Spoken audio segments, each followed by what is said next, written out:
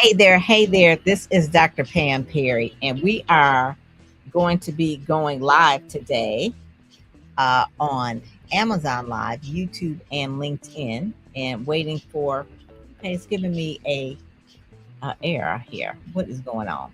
But we have none other than Dr. Willie Jolley coming on in a few, and he is going to be talking about his brand new book that I just showed you there, and I am excited. So he's going to be coming right up, right after this.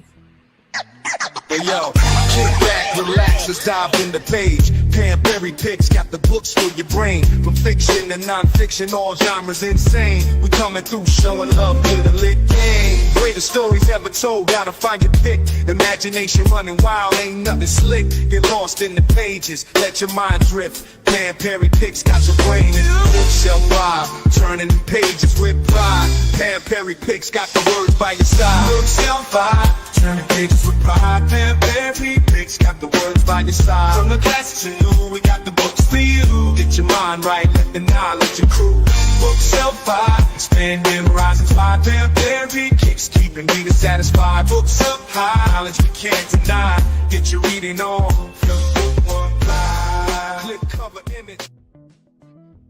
Hey there. So none other than Dr. Willie Jolley. There he is in the house. How are you, sir? Happy New Year. Happy New Year to you, my sister. Happy New Year to you and to your family and to Mark and your beautiful daughter. Oh, and my God. You look fabulous as always. Just stunning. Just stunning. Thank you. Well, you know what? This is one of my favorite covers from all time. Right here. That energy shot. Hey, look, I got that in my studio, and it's on my XM show, in the background of my XM show every week across the world, and my podcast, that picture. So thank you so much. Yes, that is it. So let's talk about this new book here as I try to get this external camera going on Amazon Live. But let's talk about this brand new book. First of all, congratulations on this. But one of the things I want to know, you've been doing your show for 20 years. How did that come up? How did the show on Sirius XM come up? Yeah, thank you for asking that. Well, let me first say to everybody who might be watching, those who know me know I always start the same way. I have only just a minute, only 60 seconds in it. Forced upon me, can't refuse it.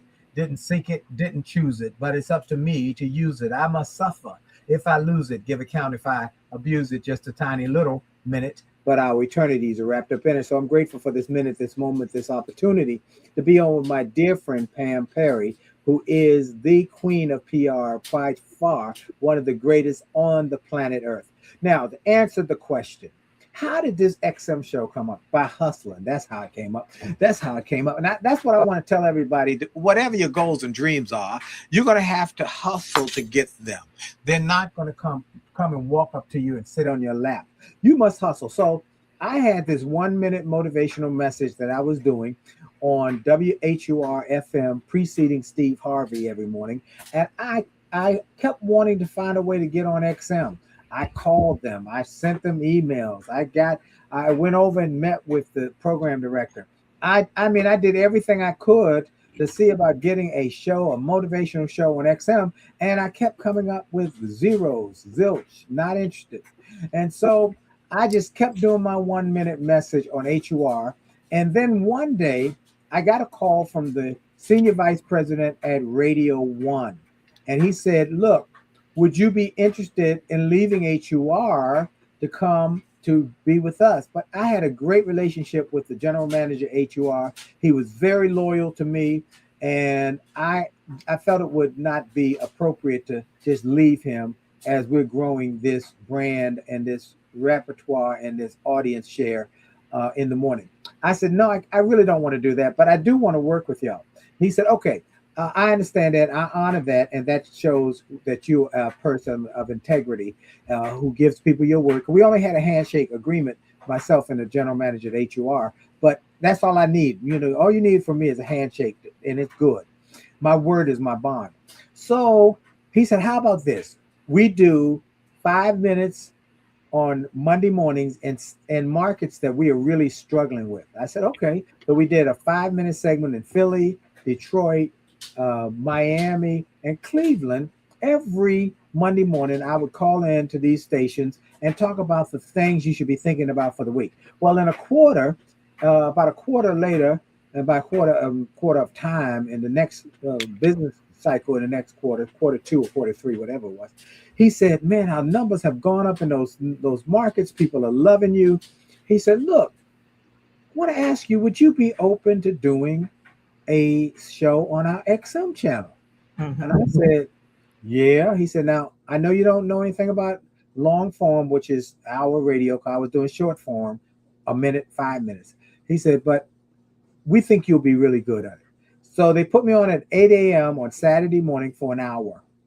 And another quarter went by and they called and said, "Oh man, we're getting great responses from this. We're going to put you on in prime time on Saturdays at 2 o'clock to 4 o'clock, 2 hours.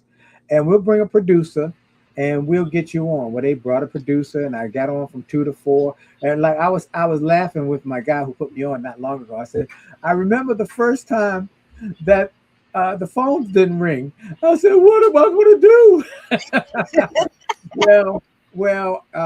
We were able to survive. I was able to grow. And then Radio One pulled out of XM. Oh. And they shut down their XM operation because they said that it wasn't cost effective. Right. So now I got nowhere, but XM then called me directly and said, "We really like what you've been doing. We like the comments we're getting, and we would like you to stay on Power," which was the black station at the time with Joe Madison. Oh, yeah, I love Joe Madison. Oh, my good friend. Yeah, he's from Detroit. That's right, Detroit boy. And so I stayed at the Power for 7 years. And then that same general manager who had been at WHUR had petitioned the FCC to get another black channel on XM. He called me and said, "I need a name who has a following to help me launch this new channel. Would you be willing to do so? And we'll do a very lucrative revenue split." I said, "You got it, baby." So I've been at HUR Voices since that time. I've been this is my 20th season on XM and my 13th season on HUR Voices. Oh my God. I did not know all of that. I knew it was something that had to do with Kathy Hughes and all of that, but I didn't know it had to do with see, that is God. That is God. Here's a lesson. 2 things. Faith without works is dead. You must have faith that God will do great things, but you must do your part. Mm-hmm. You must take action. You must continuously pursue it, and God will open doors that you can't open, but you've got to do your part to open the doors you can. So, and you've got to be, and then you got to pursue excellence. I kept pursuing excellence. All right. And one of the things that was going on while you were talking, so Dr. Jolley, just in full disclosure, so we're on Amazon Live, and you got to keep moving and course correct as you go. So I was having a little trouble getting on. So I'm on the phone and on Amazon Live. But listen, I will not be defeated. Amen. That's what it takes. I will not be defeated. This book is on Amazon Live, so it's kind of like a QVC for books. Okay. So as we are on this, people can actually click on Amazon Live and buy the book right now. Oh my goodness, that's fantastic. In real time. That's the whole point. And in order to be on Amazon Live, you have to have, creator capabilities and this and that. And listen, I'm not a techie, but I can be a techie if I need to be. And so that's one of the things that you've got to just figure it out. So if you see what is going on right now, it's okay. But let me give you another. Don't be afraid of looking crazy. Okay, that's right. It's gonna work out.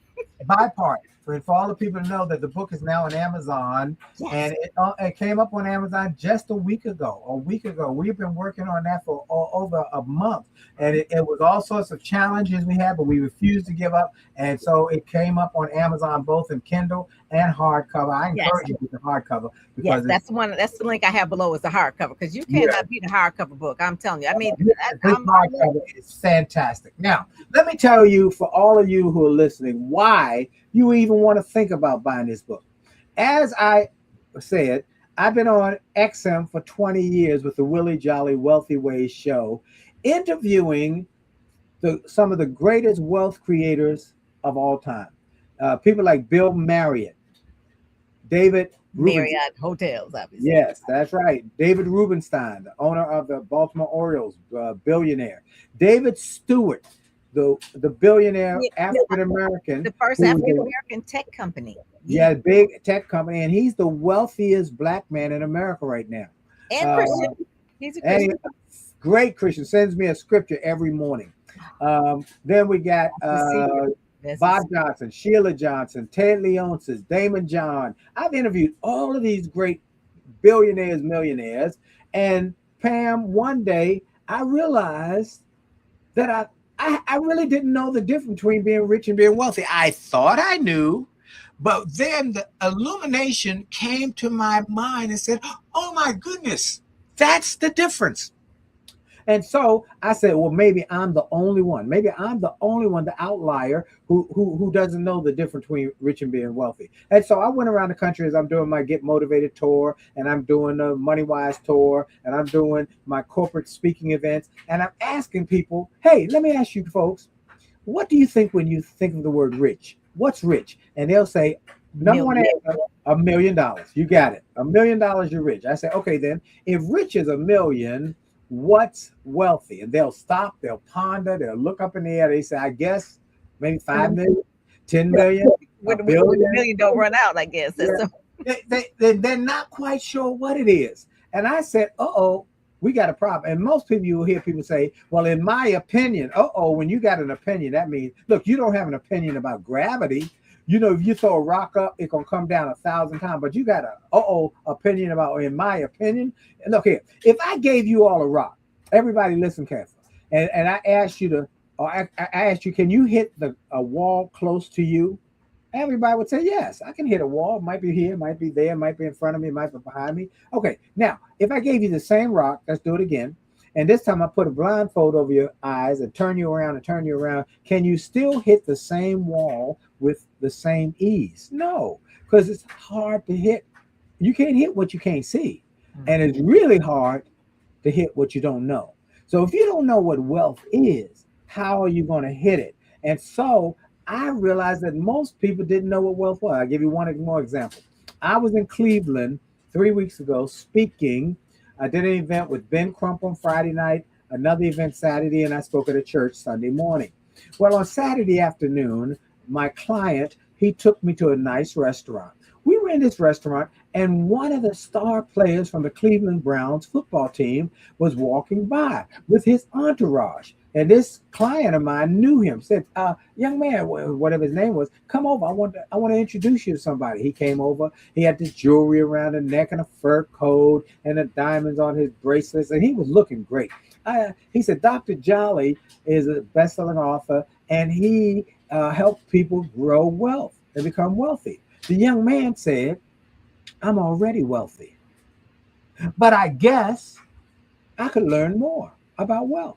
I said, okay. He asked for my card. I gave him my card. Now he left with his entourage. I'm sure he paid the bill, by the way.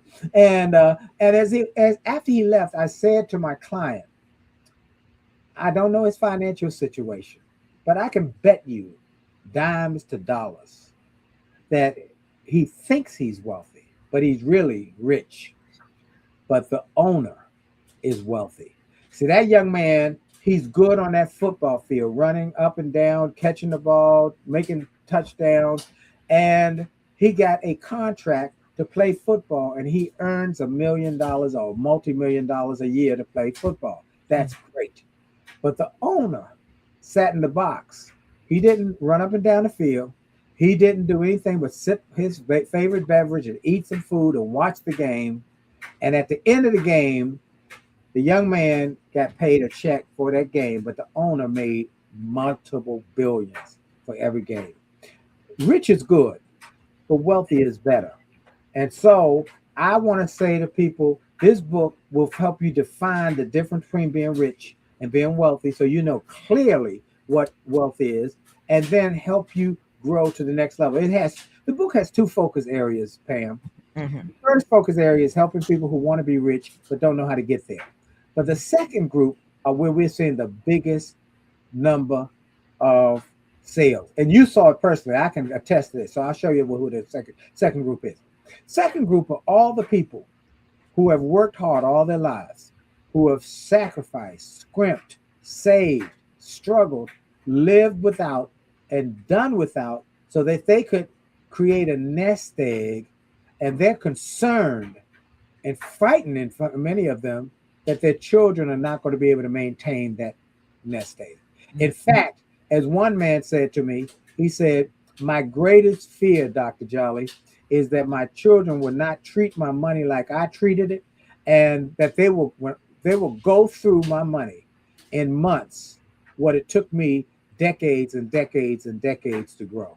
And so people in this second category, those who want to teach their children how not to squander their money, are buying the book in droves. They're buying 7, 8, 9, 10. One lady on Saturday at an event bought a box, 30 books. But she said, I got children, grandchildren, nieces and nephews, and all of them have to read this book before they're put in my will. Now, I'm a test that this is true. Because when I gave you the book, we were at the Mayflower Hotel, and we were chatting.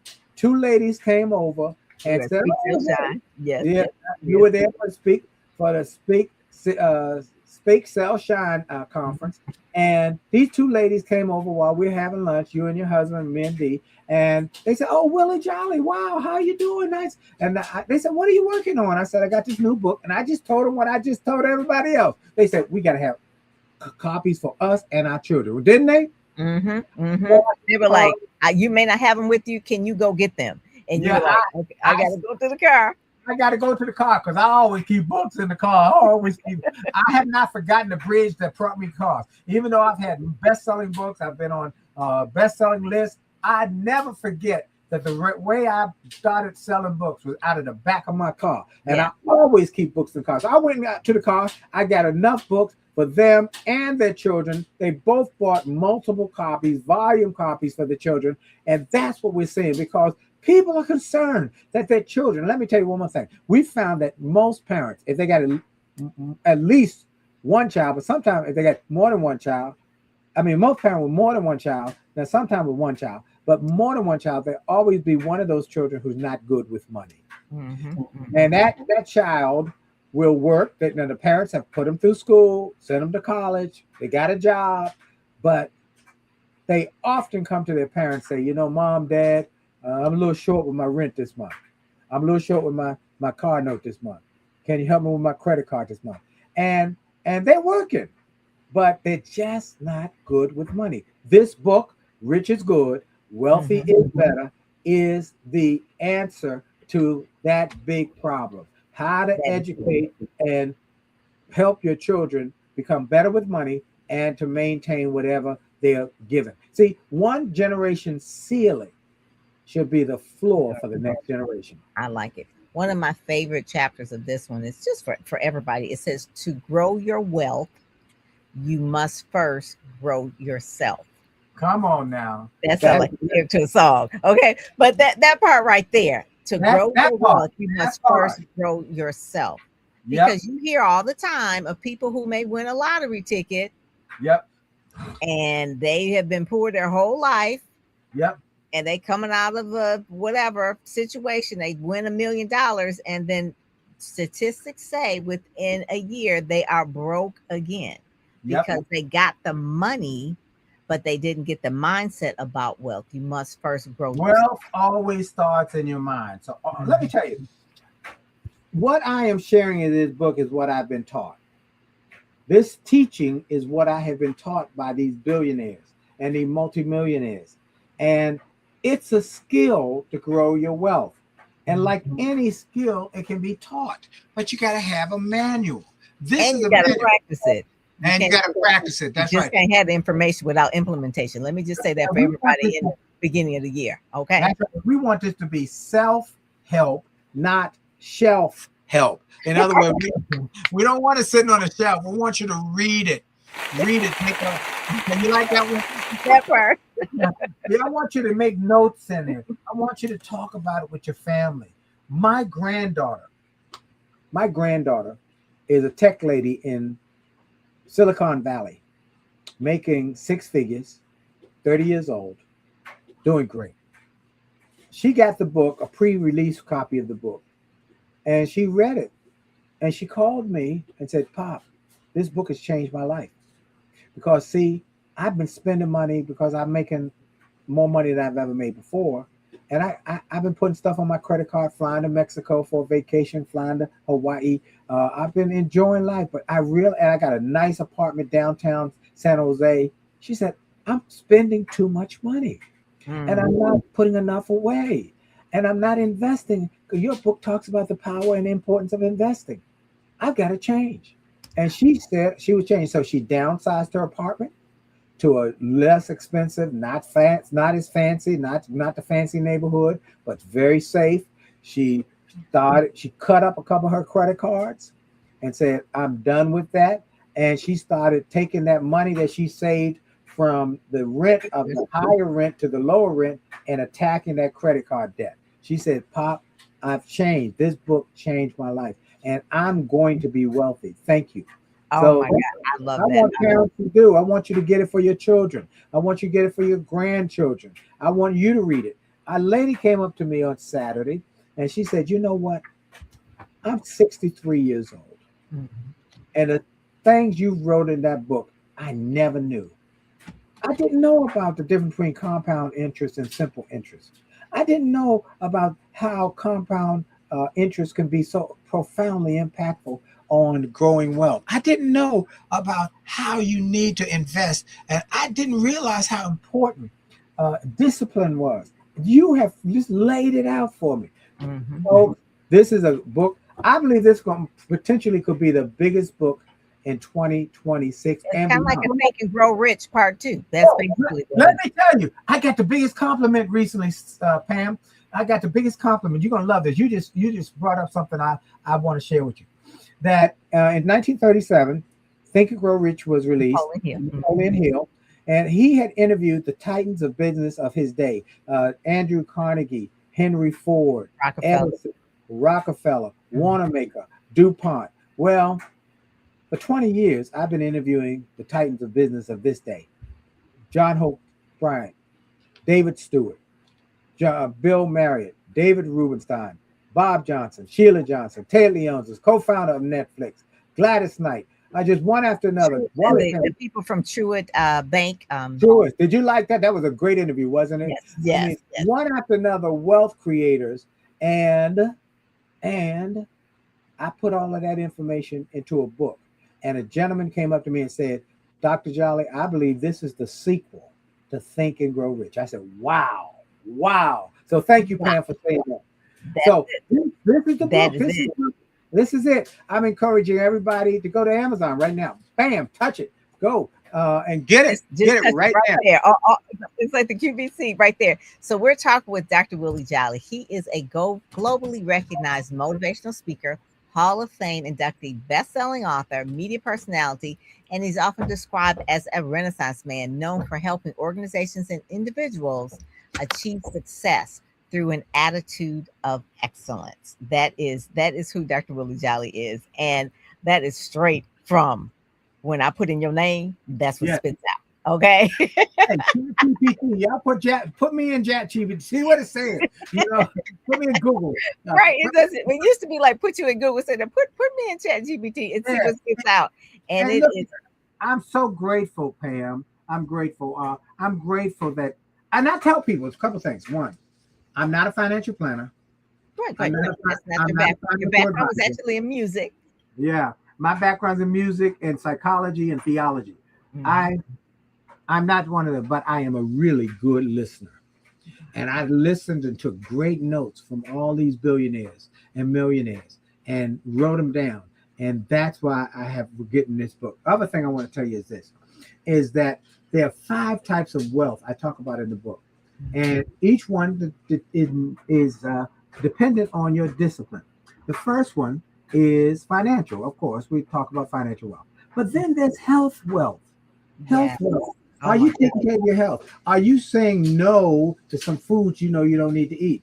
Nobody needs to drink soda or pop or whatever you want to call it. Nobody needs to drink soda or pop. Okay, just give that up right now.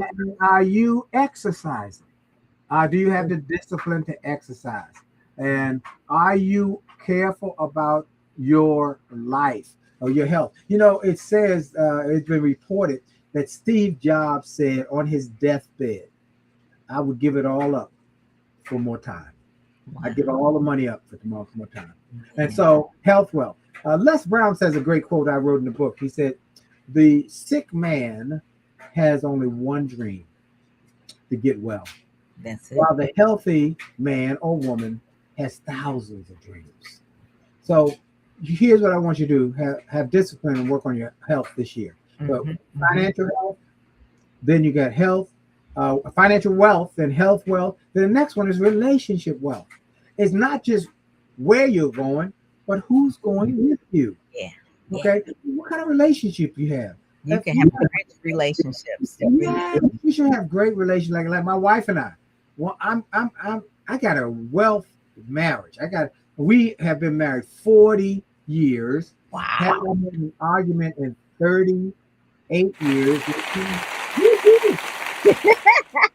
And that book is down here too in the Amazon link as well. That book is down there too. Yes. Make love, make money, make it last. That's it. Make Me and Mark love, been make money, make it last. 32 this year for me and Mark.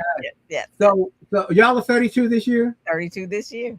That's fantastic. Ooh, So folks, if we got to work on your relationships. They take discipline. You can't say everything you think. Okay, you can't do everything you want to do. So discipline. Then it's the next wealth is reputational wealth. Now we now call that your brand. Yeah. Brand. I love that. And look here, you're the expert on this, but you know better than anybody. It takes discipline to have a great brand and keep it, because it only takes one bad decision that can destroy a lifetime of good. One bad decision could make your brand, damage your brand. All right, you have to protect your brand. You have to, and that's your reputation. Walking in integrity and walking in really being truthful and authentic. That's a whole nother show we could do another time. Okay. Absolutely. And the fifth one is intellectual capital wealth. What do you know, and are you willing to continue to develop your thinking?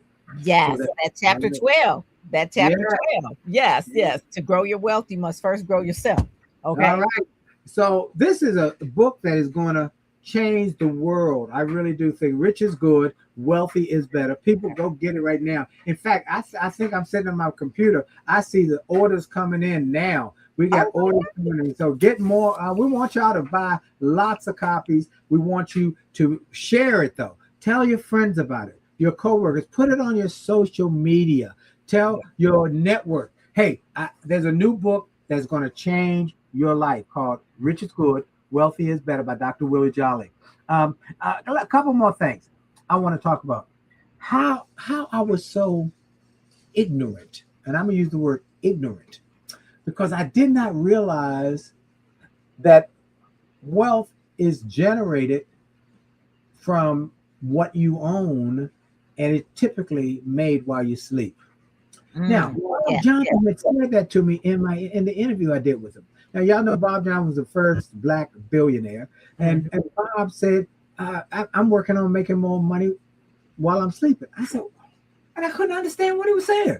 I couldn't figure it out. I said, what are you talking about, Bob? I didn't say this to him. I didn't want to sound stupid. But I said to myself, how do you make money while you're sleeping? I don't understand that. It took me continuing to grow my thinking. I had to grow myself to grow my wealth, that I finally can. Oh, that's what Bob. See, he didn't give you the second part. You make money while you sleep by what you own, the assets, whether it's stocks, bonds, real estate, crypto, whether it's books, your conference you and your husband own, y'all's company that you own, trademarks and patents and trademarks, collectibles, fine art. All of those things are things, precious metals.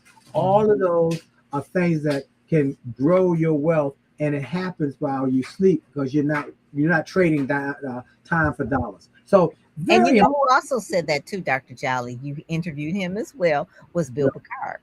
Oh, Dr. Bill Picard. One of my favorite interviews ever. He's from Detroit too. Yeah, he's from Detroit too. Detroit guy, and I loved Bill Picard. He has a quote that I use often, and I just say it's one of the best quotes. He said, the person who hustles, I'll say, he said, talent is one thing and hustle is another. And each and every day, the person who hustles will beat the person with talent when the person with talent does not hustle. I love that. Dr. Bill Picard was the GOAT. I'm telling you, he was. Greatest of all He was time. the first one that said, you aren't going to be rich unless you make money while you sleep. You will not be wealthy. I'm sorry, you won't be wealthy until you make money while you sleep. And I was kind of like you. It's like, what are you talking about? What does that mean? Make money. I was on Tavis Smiley's show yesterday. Yes. And Tavis shared a quote. When I said that, what you just said, Tavis said, Quincy Jones told him, you must make vertical money and horizontal money. Wow. Vertical money is money you make while you're standing up doing something. Horizontal money is money you make while you sleep. I love that. Quincy was he knew. Yeah. Writing those songs, like you've written songs and they make money while you sleep. That's right. You got royalty. Quincy also said something I wrote in the book. He said, if you don't own your content, if you don't own your publishing, then you're just a hired hand. You could sing all you want, but if you don't own it, I don't care how many records, or you don't own it, you're just a hired hand. Yes. And that's why so many people are really looking at entrepreneurship. That is really like the way to, I guess you would say, to be free. Yeah. Financial free by actually owning, being an entrepreneur. You can play the game of basketball or you can own the team. That's right. And in the book, I talk about the athletes who decided not to just settle for the money they made from playing the ball or shooting the ball, running the ball, hitting the ball, but decided to get equity in ownership. Michael Jordan, Shaquille O'Neal owns many franchises and many restaurants. Magic Johnson. But one of the greatest who just passed away was Junior Bridgman. And Junior Bridgman was one of the wealthiest. Milwaukee.